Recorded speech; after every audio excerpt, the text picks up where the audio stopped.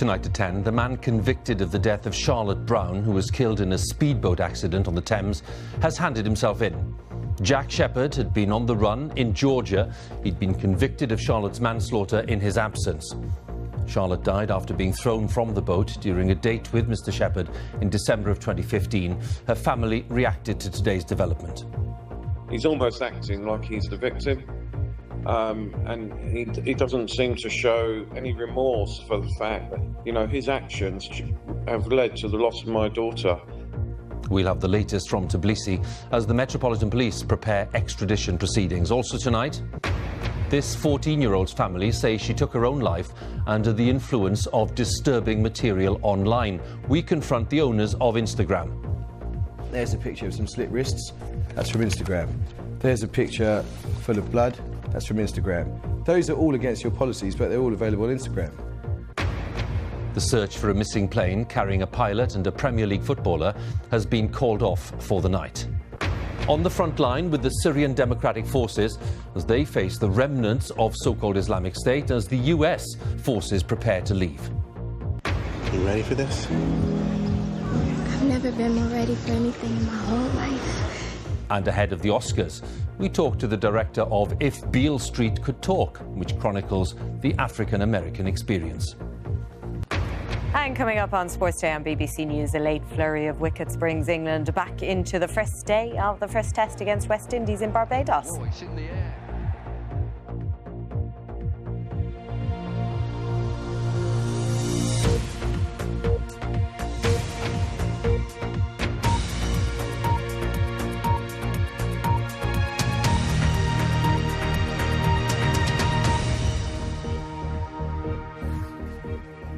Good evening. The Metropolitan Police is to start extradition proceedings against Jack Shepherd, a convicted killer who's been on the run in Georgia for months.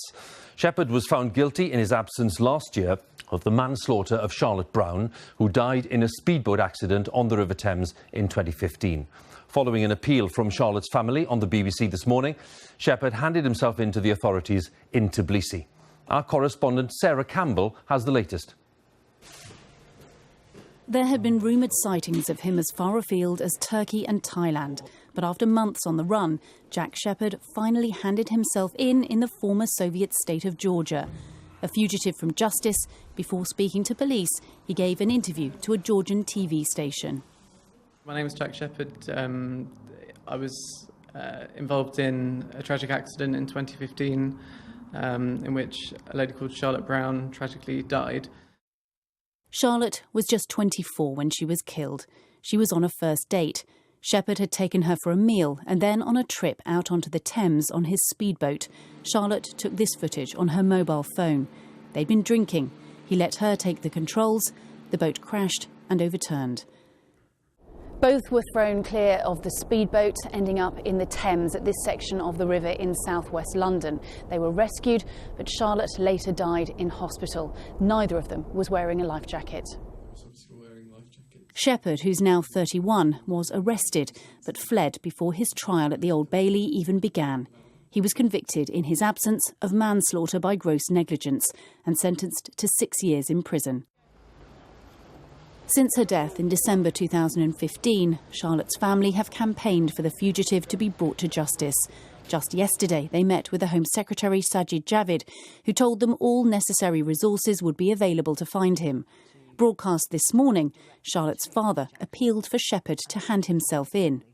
You've caused our family a lot of harm and devastation, but really you need to look at what you've done and come back and atone for the damage that you've done. You need to come back and serve your sentence. Today, Shepherd said handing himself in was the right thing to do, adding that he found it hurtful. There was a suggestion in the press that he'd let Charlotte drown, saying he pointed rescuers towards her. Having heard those comments, tonight Charlotte's father gave this reaction. And he doesn't seem to show any remorse for the fact that, you know, his actions have led to the loss of my daughter. And Charlotte was a beautiful daughter, and she'd still be here today. And he doesn't seem to grasp that fact, and he's still acting like the victim.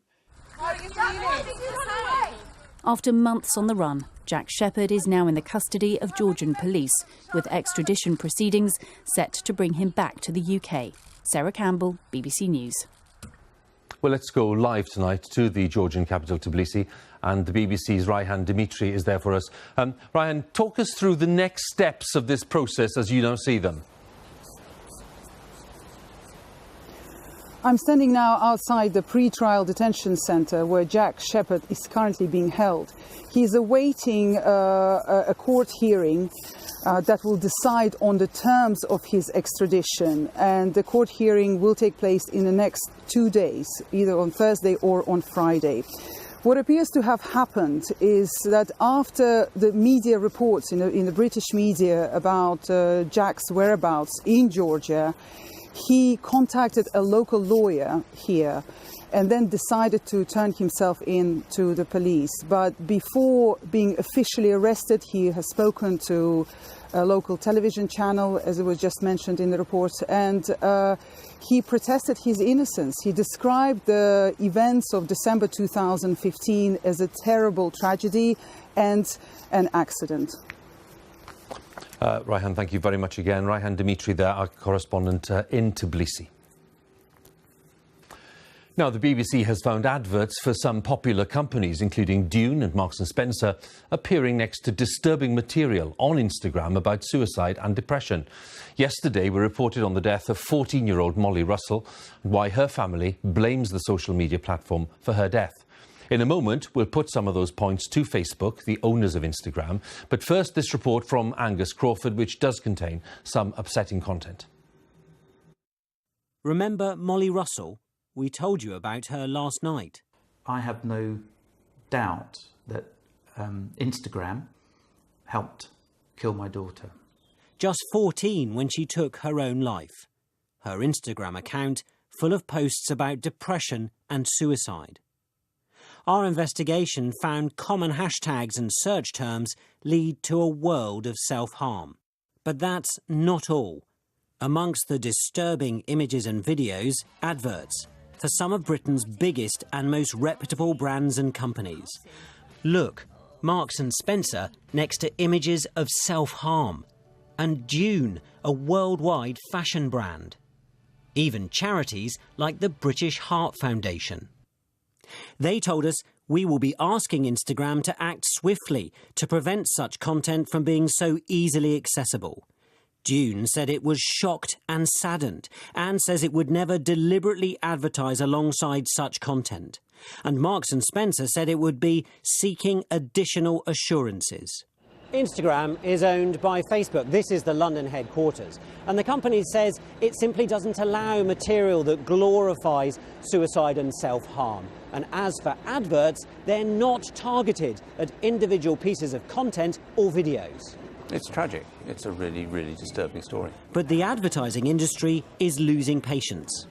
Brands do not want to see their advertising appearing in this context.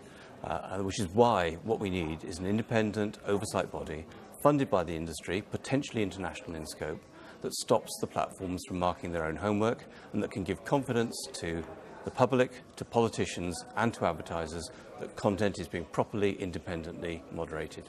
But it's Instagram's algorithm that seems to be at the heart of the problem.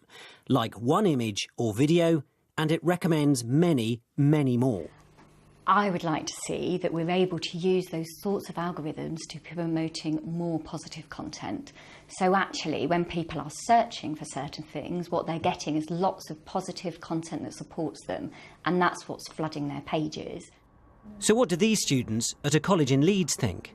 It does draw you in to have a look at the darker stuff on social media, because you're intrigued by all the new information. Instagram makes you feel like you have to be perceived in a different way, like you have to be perfect in a way. People using it, if they see something that like self-harm or whatever, they need to report it. Molly Russell's father thinks the tech companies have got to go much, much further. The truth is, the internet is making money out of other people's misery, and it shouldn't be.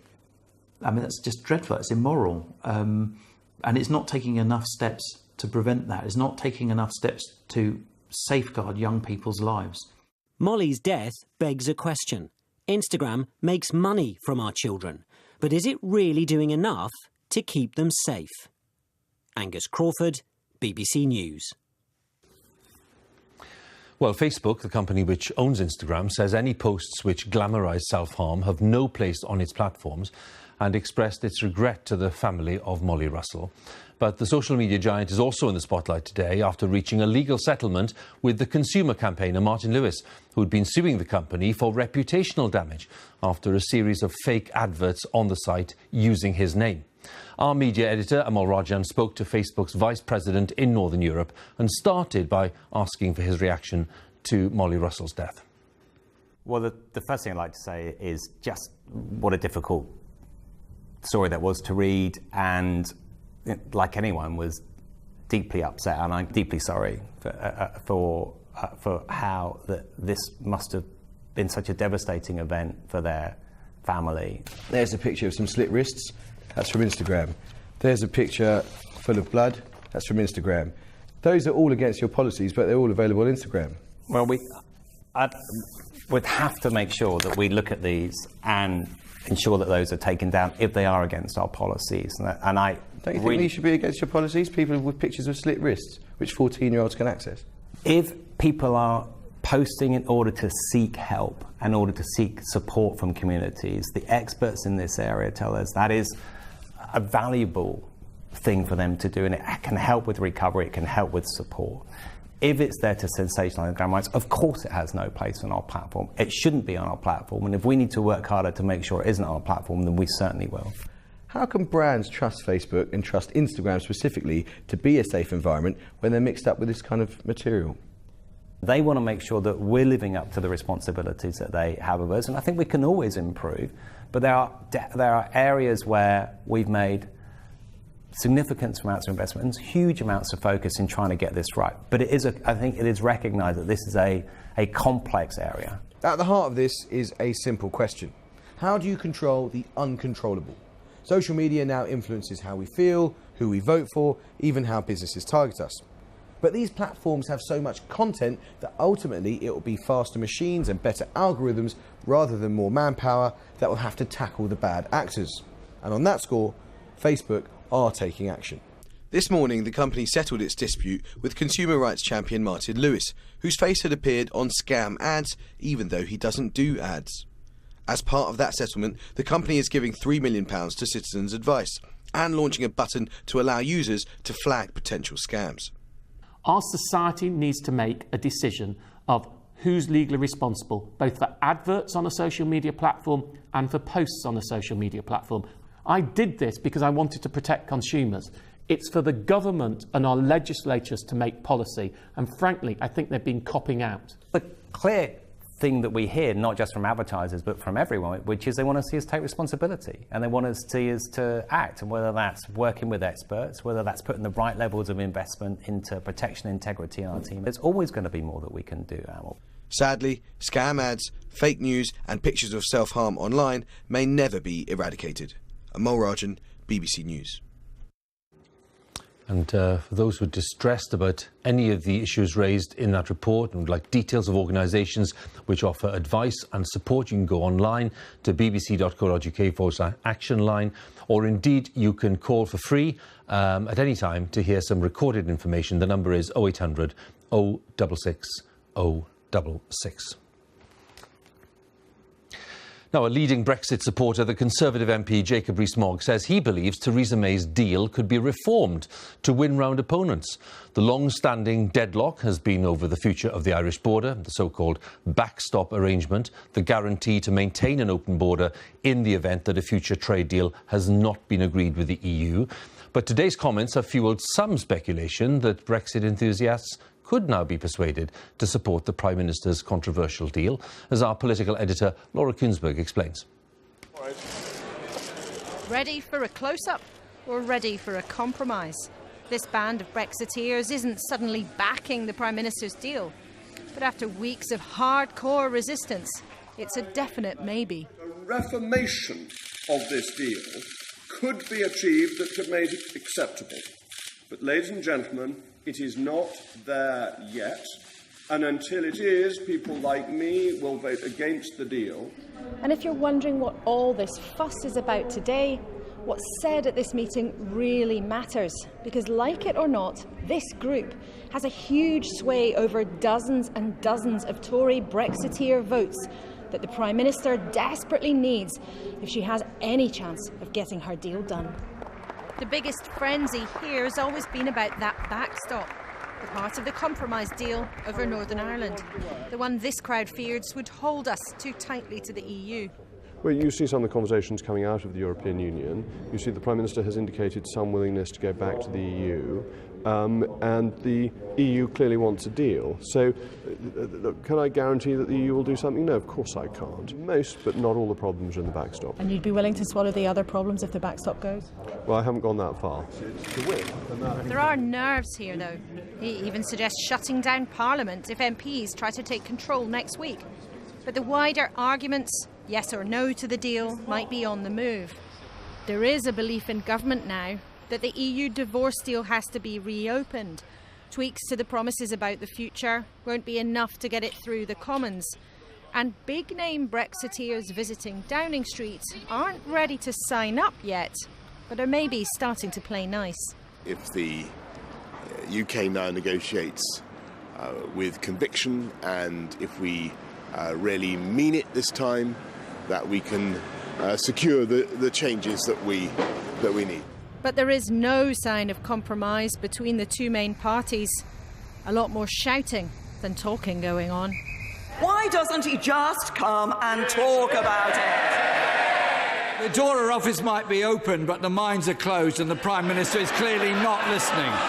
He won't go as long as the government says we might still leave without a formal deal.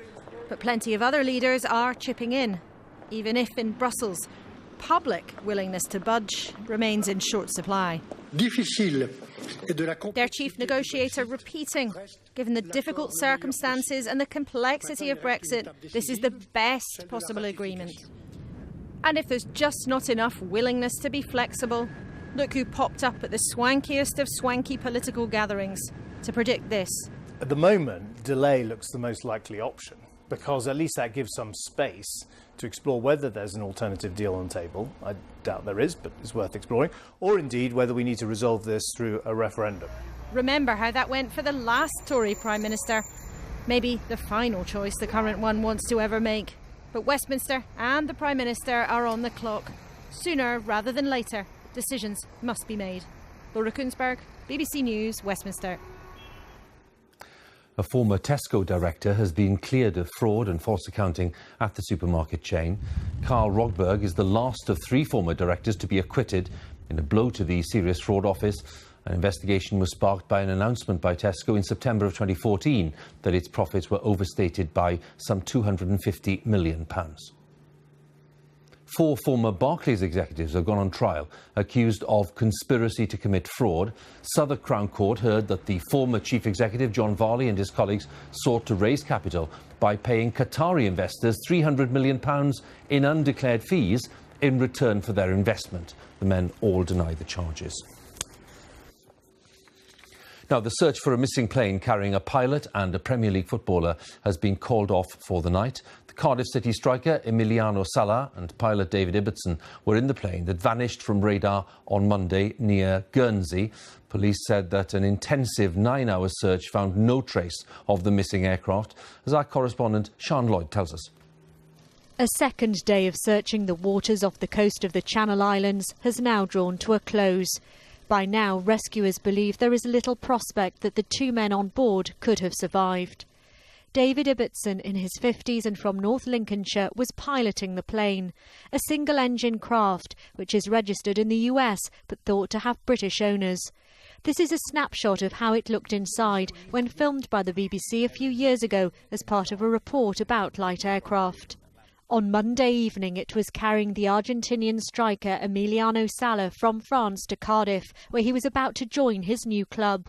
The 28-year-old was last heard on this voice message he sent to friends whilst on board. Estoy acá arriba del avión que parece que se está por caer a pedazos. Si en 1 hora y media no tiene novedades mías, sé si van a mandar a alguien a buscarme porque no me van a encontrar, pero ya saben. Papá, qué miedo que tengo. At home in Argentina, his family will now have to wait another day for news. Las horas pasan. The hours go by and it makes me think of the worst. I just want them to find him. The last thing they said is that the communication ended when they crossed the channel. Emiliano Sala had signed a £15 million deal to play for Cardiff City, a club record. Today the management confirmed that the club had not booked the flight from France to South Wales, explaining that the footballer had made his own arrangements. More flowers and messages are being left. The team and fans are in shock. They'd been looking forward to his first game here. We were so excited to see him, and he's obviously not here, so we are very sad. You know, he never wore the shirt for Cardiff City, but once you're a Bluebird, you'll always be a Bluebird, and he signed on the dotted line as a Bluebird.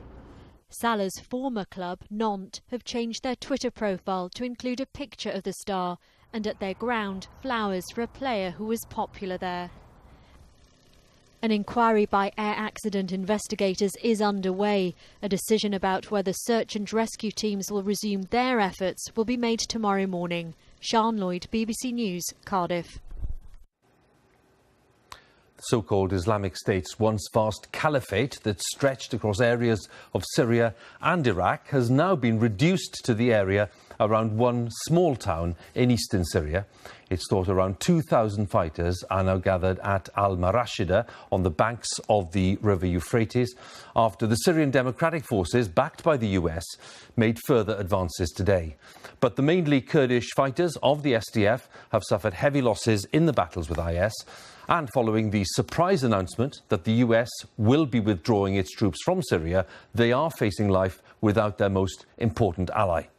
The BBC's Middle East correspondent Quentin Somerville and cameraman Fred Scott have been embedded with the SDF on the front lines. Like an army from another age, Syrian Democratic Forces are on the march to destroy a medieval caliphate. The so-called Islamic State is cornered, and with 21st century air power, their rule is almost over.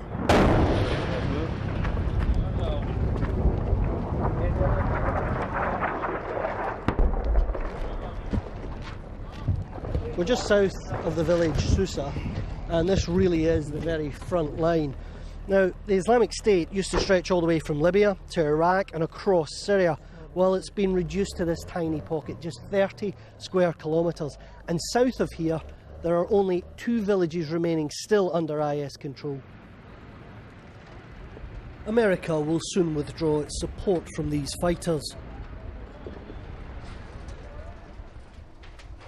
Utter ruin marks the Islamic State's retreat. In the hurry to get out, American airstrikes have jumped by a quarter. This has destroyed their strongholds, but no one here thinks they're truly gone. We have defeated the Islamic State many times, but they are religious extremists. Their ideology remains. Fighters are trying to escape with the civilians. They have sleepers in Syria, Iraq, and all over the world. So IS are retreating into the shadows and to the desert west of here. There's still fighting to be done. Under the cover of more airstrikes, we join a night operation into the last Islamic State territory ahead.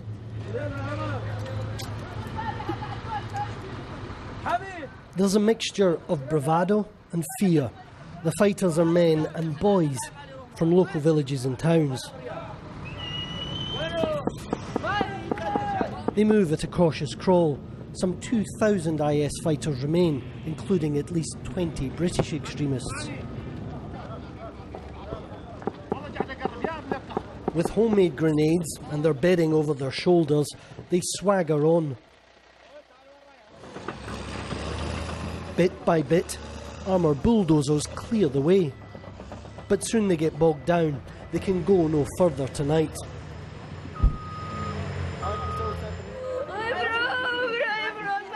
Syria is a country of constant mourning and near daily funerals.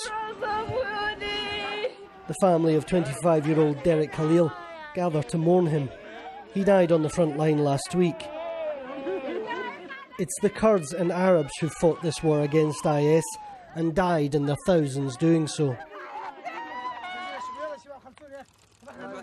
And before the battle is won, more will die. Some fought for revenge, and IS has been repaid in blood.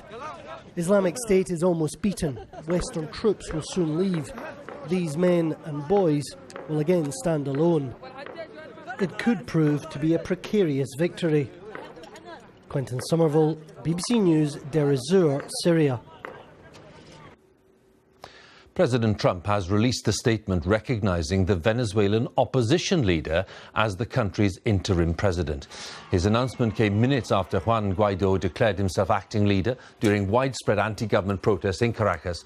The current president, Nicolas Maduro, was sworn in for a second term earlier this month amid widespread allegations of vote rigging. Let's talk to our North America editor, John Sopel, who's at the White House. John, what is the significance of this announcement? Oh, I think this, Hugh, marks a significant ratcheting up of pressure against the government of Nicolas Maduro in Venezuela. And it was interesting that Donald Trump today said, look, no options are off the table. And I think that so you've got to see this as being the start of a process, not the end of it. And so America could be looking at increasing sanctions. I would think that's almost certain. Possibly a military blockade of this vast oil exporting country. And what you've had as well is, you know, this is in marked contrast to Donald Trump's original policy of saying we will stop racing to topple foreign regimes. I think there's a real fear that the Venezuela could implode as an economy and create a vast refugee crisis. Venezuela has retaliated and is kicking out all American diplomats in the next 72 hours. John, many thanks for the update there. John Sopel there for us at the White House. In Zimbabwe, a presidential spokesman has defended the continued role of the military in trying to restore order. It comes after a crackdown by security forces on anti-government protesters following a sharp rise in fuel prices more than a week ago. The country's Human Rights Commission has accused the army of using systematic torture. The BBC has obtained footage showing government troops assaulting civilians in the capital, as our correspondent Andrew Harding reports now from Harare. Exclusive footage of Zimbabwe's rampaging army. Soldiers have parked their truck beside a busy road in Harare. Through the trees, you can see a man on the ground and a soldier dragging, kicking and whipping him. We're told there are 30 civilians being beaten here over a 2-hour period. One makes a run for it. Where are you hurting? And here's another who finally got away. We met Tatenda yesterday, soon after his ordeal, and still in agony. Today we went to the spot where the soldiers had rounded up their victims, a busy bus station. Again, the army patrolling here. They're everywhere right now. But why? The answer, of course, is to instill fear. One after another, people tell us not to identify them, that they're too scared of the soldiers, that Zimbabwe is turning into a militarized state. We used to have the police being the main actors. So for us to see soldiers almost each and every day moving around in their trucks is, something which is really, quite chilling.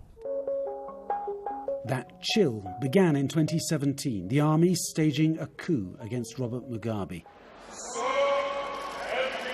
When a new president was sworn in, the generals promised their troops would return to barracks. But last year, they were back on the streets. And this week, more of the same, the army accused of systematic torture. So who's really in control here? Today at State House, we were assured the president is, and that any criticism of army excesses has been overblown. It's not a science, it's not calibrated. There is always that element of excesses which come along with that kind of reaction, and that we fully acknowledge. The message from the Zimbabwean state today is that yes, the past week has been unfortunate, that mistakes were made, but that now is the time to focus on the future, on fixing the economy and on discipline. And for now, that discipline is still in the hands of Zimbabwe's ruthless soldiers. Andrew Harding, BBC News, Harare. The award-winning director Barry Jenkins has followed up on his 3 Oscars for Moonlight with 3 more Academy Award nominations for his new film, If Beale Street Could Talk. It's an adaptation of the novel by the acclaimed writer James Baldwin. Barry Jenkins has been talking to our arts editor, Will Gompertz. You ready for this? I've never been more ready for anything in my whole life. If Beale Street Could Talk is a love story complicated by a teenage pregnancy. We are drinking to new life. Tish gonna have Fonny's baby. And a racially motivated wrongful arrest. He's about to do something he didn't do. It's based on a novel by the great 20th century African-American writer James Baldwin. Why this book, Barry? Why now? And with this book in particular, it just really succinctly blends the 2 voices of James Baldwin. The one voice that was obsessed with sensuality and romance, and the other voice that was just as obsessed with systemic injustice and the laws of society and how those things can be manipulated to disenfranchise the lives and souls of black folks. When I hold you in my arms, I gotta hold our baby in my arms. We'll find a way. Several of the movies which are around now dealing with racism in America, all set in sort of the late 60s, 70s, not set in the 21st century. We could talk about today, absolutely. But I think in a certain way, I'll be brutally honest, it's more embarrassing to show, well, this was 45 years ago. And yet, you know, you walk down the street and you see instances of the same thing happening every day. And so we could have a conversation where we talk about how far we've come, or we could also illuminate how much farther we have to go. James Baldwin wrote the novel in France, inspiring Barry Jenkins to go to Europe to write the screenplay. I was at a time in my life where I was trying to find some new energy, not in my career, but just in my creative life. And I thought, you know, I adore this writer. If it worked for him, maybe it'll work for me. So let me go to Europe. And it did. Double whammy, because you got Moonlight over the European trip as well, didn't you? I did. 11 Academy Award nominations across 6 weeks of screenwriting. It's not too bad. At some point, you got to decide for yourself who you're going to be. Can't let nobody make that decision for you.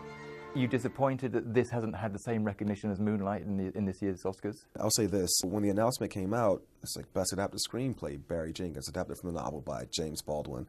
Baldwin was obsessed with cinema, and so to see his name associated with the Academy just means the world to me. But a little bit disappointed maybe that you didn't get Best Director, Best Film. No. Come on, Barry. I think I'd have to be greedy to be disappointed in a certain way, to now have expectations, because if I'm disappointed, it means I expected a certain result to happen. Still, 3 Academy Award nominations isn't too shabby, and with Regina King hotly tipped to win for this performance, The child ain't got nothing to do with that.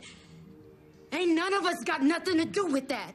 it could be Jenkins turns Baldwin's 1974 novel into 2019 Oscar gold. Will Gompertz, BBC News. And that's all from us now, BBC One. It's time for the news where you are. Have a good night.